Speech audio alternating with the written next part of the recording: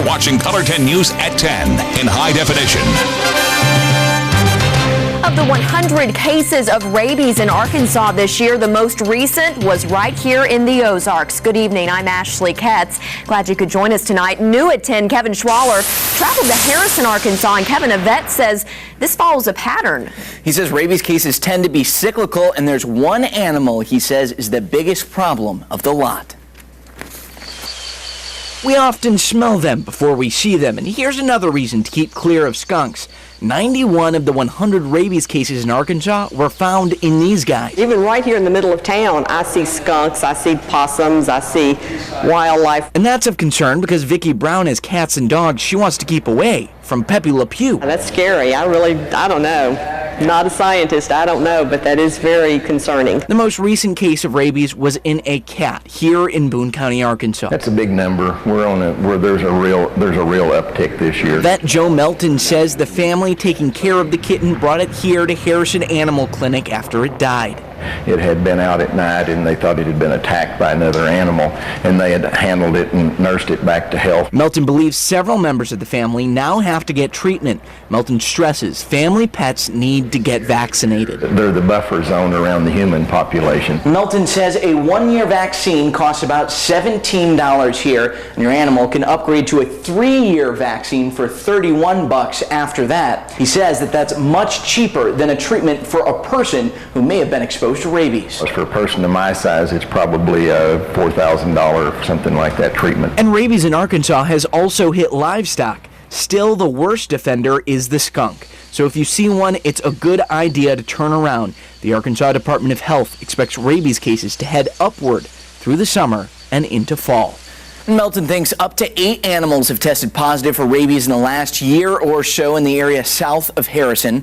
Rabies cases in Missouri have been lower in the last couple years compared to the decade before it. This year, Missouri has 23 confirmed rabies cases through June. Thanks, Kevin. And here is what you should look for in your pet. Rabid animals can attack for no reason. Yes, foaming at the mouth, staggering, and paralysis are all signs you should look for. The bottom line, though, if your pet is acting unusual, contact your vet. Anyone in Greene County can get vaccinated against 3 different diseases next week. It is tetanus, diphtheria, and pertussis. Now, today was the first of 2 free mass vaccination clinics. The Springfield Greene County Health Department has these clinics for 2 reasons. First, to encourage people to get these vaccinations. Doctors recommend we get Tdap every 10 years. Second, this helps the health department train for emergencies. So if you're one of those folks and you think, yeah, I've had a tetanus shot or a Tdap booster, but I can't remember how long it's been, come on in and get it. There's really no reason why you can't get it if, say, it's been 7 or 8 years. Now, the next clinic is coming up Tuesday, July 23rd from 9 a.m. until 7 p.m. That's at the Westside Public Health Center. Anyone 11 or older can get this free vaccine regardless of insurance coverage. In Missouri, kids going into 8th grade are required to get the Tdap vaccination. Pioneering work in the early detection of breast cancer is being performed by a doctor here in the Ozarks. It could be a first line of defense that would detect cancerous growths earlier than mammograms. Dr. Ginfa Ma is a professor at the University of Missouri Science and Technology in Rolla. Ma developed a urine test that can detect the biological markers of breast cancer. Mercy Hospital in Springfield is taking part in this clinical trial. It helps find patients who are willing to participate. The patients donate a urine specimen that is then tested by Ma and his student Casey Burton. The result is then checked against the patient's medical record for accuracy. When they grow, they need energy. So when they grow, a lot of pteridine molecules will be released, which will be dumped into the urine. So we can use the urine and molecules to quantify those molecules to distinguish from cancer cells in cancer from normal. So if we have a urine test that we could screen potential patients at a high risk rather than run them through multiple mammograms or other tests, it would potentially be a lot cheaper and more efficient and faster for the patient. Now, right now, they need more patients who can take part in this study. Dr. Holden says compared to other countries, the U.S. has a very small clinical trial participation rate. Dr. Moss says when they prove the test is sensitive enough and accurate enough through enough samples, they will be able to then move forward with an FDA application. You must be specifically a breast cancer patient at Mercy to take part. Tomorrow, attorneys will make their arguments for and against a proposed neighborhood market in downtown Springfield.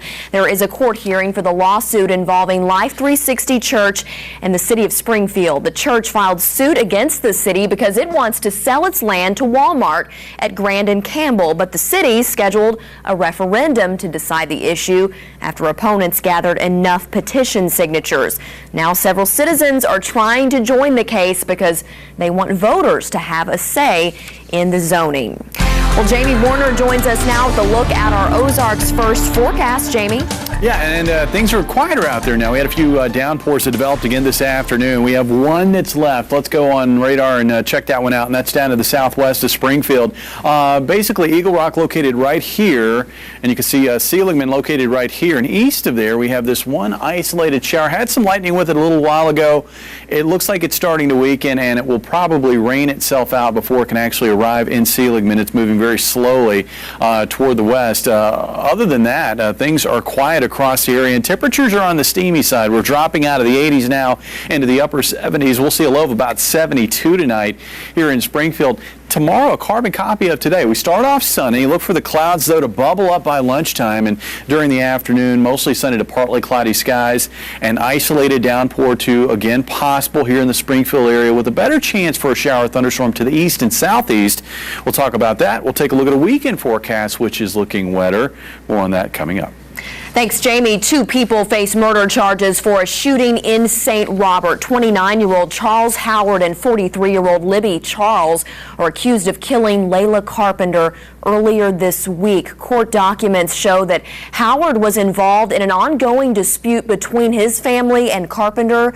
This man, though, was charged in a separate shooting near St. Robert as well. Pulaski County deputies believe 32-year-old Sean Gregory shot Frances Blackwood in her shoulder and chest. Blackwood is in the hospital in critical condition. Investigators think a morning house fire in Springfield was deliberately set. It began around midnight in an abandoned house on North Campbell near Commercial Street. The fire marshal hasn't released yet the exact cause. 2 people from Texas recovered from injuries after their boat exploded and caught fire at Lake of the Ozarks. It happened yesterday afternoon in Davy Hollow Cove. The Missouri Water Patrol says it was a father and son who had just filled up their boat and tried to start it when it exploded. Drivers in Laclede County may need to plan for commutes that are a little longer than usual. Bridges on Route 5 and Route 32 near Lebanon are closed. This work is part of the Missouri Department of Transportation's 4-month construction project. The old bridges were built back in the 30s. They were narrow and without shoulders. MoDOT is able to save taxpayer money by using a detour instead of building a temporary bridge. But this detour is still an inconvenience to some. Well, my neighbor farms, and he's got cattle. He, in order to move the hay just to cross the bridge, he's got to take the detour. So a 15-minute trip for him is, with those big trucks, you're talking 45 minutes. Well, here's the good news. MoDOT plans to finish this project sometime between August and September. Branson leaders are ready to play ball when it comes to attracting sporting events. The city just hired a consulting firm to come up with some new ideas for facilities. Color 10's Nathan Vickers reports the firm believes young people will come for the sports and stay for the Branson experience. More than 90 teams pack into Branson's limited gymnasium space for the annual Licking Volleyball Camp. We need more space. We are full right now. That's Cindy Shook, Branson's Director of Parks and Recreation. She's part of a movement to bring more teams and sporting events to the area. They're coming here because of Branson. They're coming here of the wonderful qualities we have. The city even hired Brandon Dowling and a team of consultants to examine what the city can offer the sporting world. Could be a future game changer, I think, for here. This softball tournament is the second the Recplex has hosted in just 2 weeks, and this particular tournament will bring in $2 million just this weekend. I think they have all the potential in the world to lure some of the larger regional and national events. The city already brings in more than 43,000 visitors and $9 million in revenue from sports tournaments. A lot of these facilities that are most successful are the ones that are able to give more of an experience rather than just a tournament. Just listen to the Miller volleyball team, who visits Branson every year for the camp. For the coaching aspect, it's more of to get them ready for season, but I think the girls enjoy the extra stuff too. Because this is more serious, the volleyball, so outside's more fun. It really helps our team to bond because we work on like bonding and getting to know each other. The city realizes the potential for more youth sports in Branson. The challenging part will be to find or build new venues. We're definitely drawing from a national audience, and more facilities would allow more folks to visit. Expanding Branson's sports market could be a difficult task for the city, but more visitors could mean more dollars. In Branson, I'm Nathan Vickers. And the firm says the most potential to expand those facilities Nathan talked about could be in the city-owned Red Roof Mall and at the Branson Recplex. I didn't know there was anything wrong with me. I just couldn't find where I was going. This man ended up going to the hospital because of a tick bite. Dr. Jeanette Neshwat explains the dangerous diseases ticks carry and the best ways to avoid getting sick. And if you haven't already found us on Facebook, here's how you can do that. Look for the Facebook icon there on ozarksfirst.com and go like our page.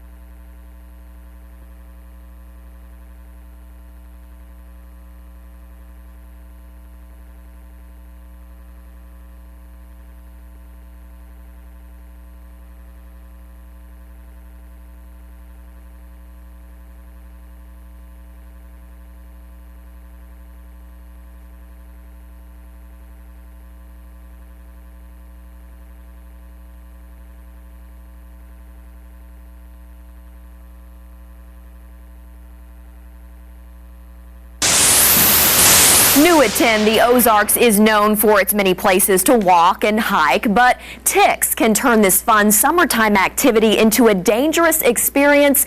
Color 10's medical expert Dr. Jeanette Neshwat has what you need to know about this disease-carrying pest.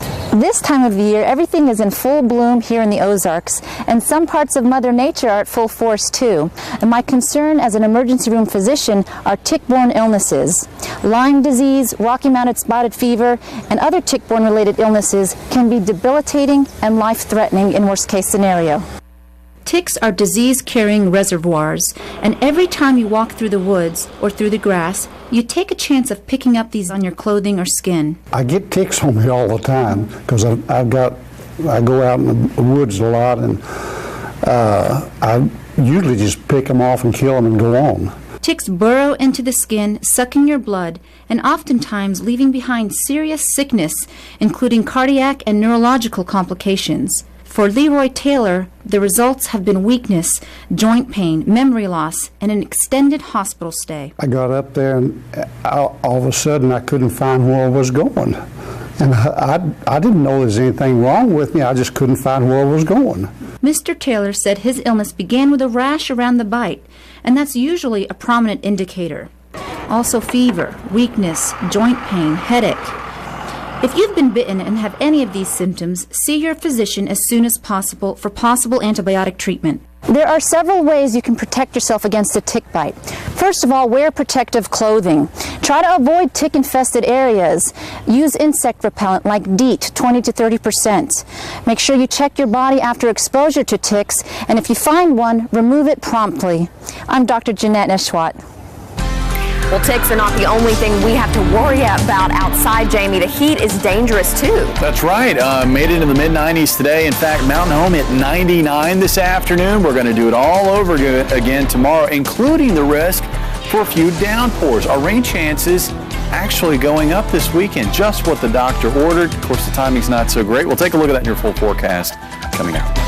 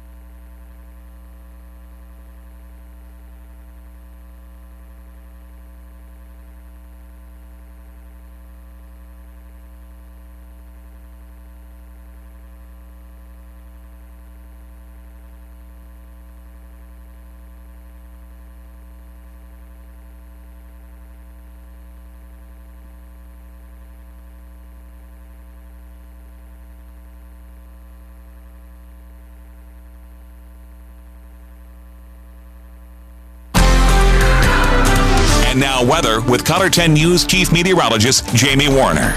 All right, well, let's check out radar one more time. We're just about done with today's round of shower activity, and there wasn't a whole lot to go around, so count yourself lucky if you actually did get some rain. One last lone downpour, and there you go. With the last sweep of radar, looks like it is completely dissipated. This one developed to the south of Eagle Rock and was only very slowly moving toward the west. That was one of the hallmarks of today's shower activity. Steering currents in the atmosphere with that ridge of high pressure basically centered on top of us. Those steering currents have been very, very weak. So the showers develop, and then they rain themselves out, and then they're gone. And now we're completely done with the rain on radar. Temperatures are steamy out there, still in the 80s, 83 right now in Springfield. Some areas have cooled into the upper 70s. You can see northwest of Houston, 78, Ava, 79, 81 in Branson, Harrison reporting 77 at this hour.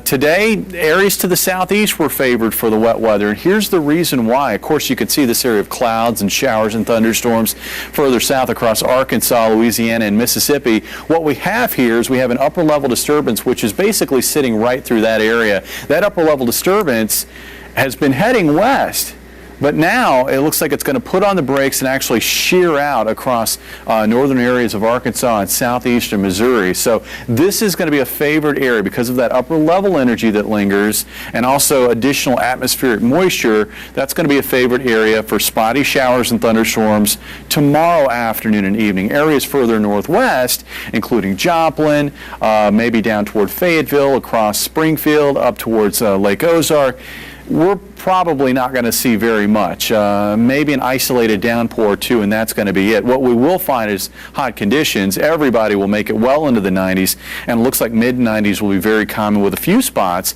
possibly making it into the upper 90s. Now, the pattern is one of change right now.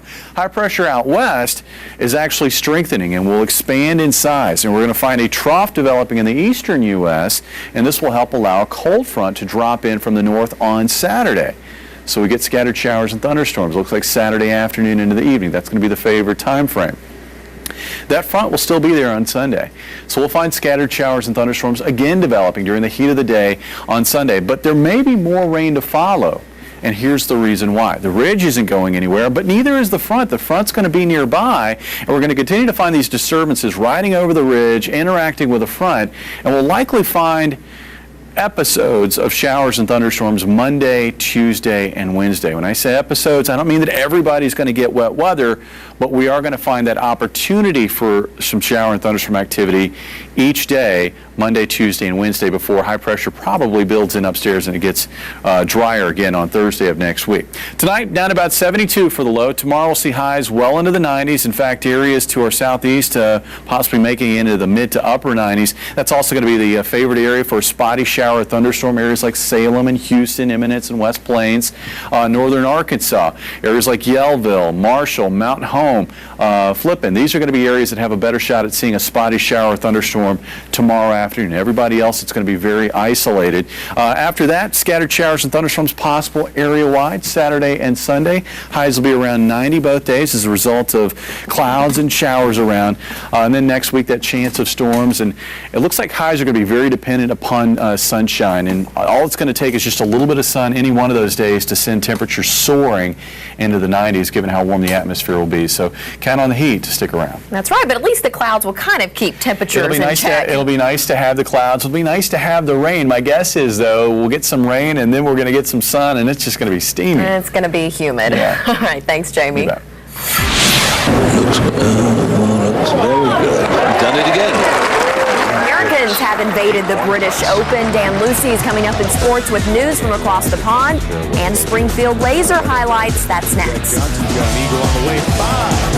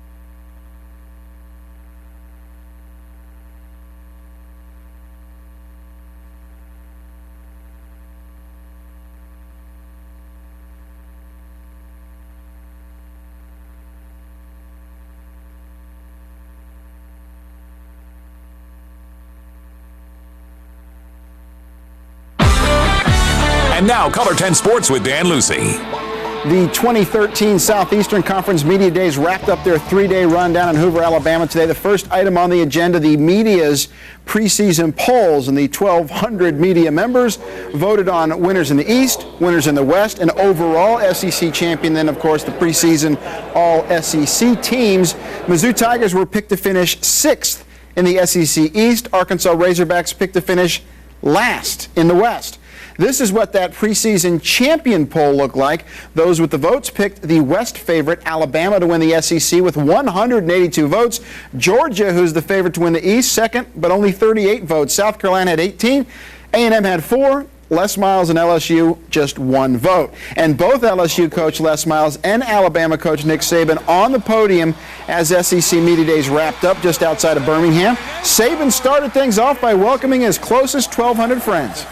Of course, he was speaking about the media. Then he chastised everybody for making preseason picks so far away from the kickoff of the season. Alabama 13-1 last year, took home the national championship for the 3rd time in the last 4 seasons. The Crimson Tide will return 6 starters on offense, 7 on defense, including quarterback A.J. McCarron. This team has been a work in progress. You know, we started out with maybe some question marks in how we approached the offseason.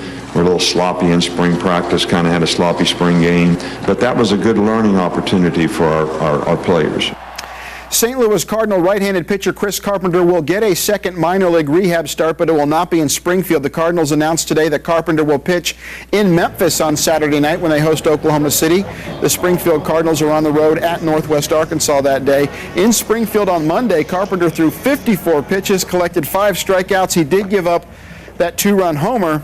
Carpenter says he's on a 5-day pitching schedule, which means if he needs another rehab, it would be July 25th, a Thursday night. Both Memphis and Springfield are home that night.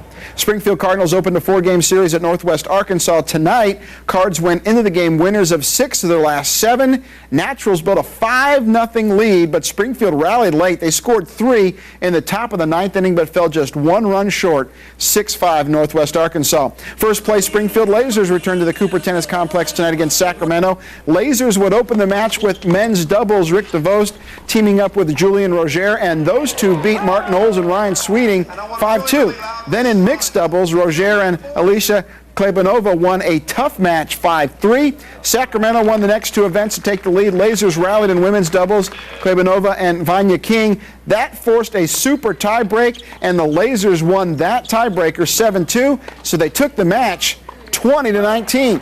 The 142nd British Open started today in Scotland, Murfield Golf Links. Americans have invaded the top of the leaderboard. Zach Johnson, he has the first round lead on number 5, rolled in that long birdie to go to 3 under. On 12, the Drake product rolls in another birdie. This puts him at 6 under. Zach Johnson finished at 5 under, 1 stroke up on Spain's Rafael Cabrera Bello. And this guy, Mark O'Mara with an eagle on 17 to go to 4 under. Tiger Woods finished at 2 under. Springfield sports fans are familiar with that team tennis with the Lasers, but what about team bowling? That will make its Ozarks area debut this year with the Bud Bear Charity League at the Battlefield Lanes. The concept is simple: 4-person teams competing in 7-week tournaments.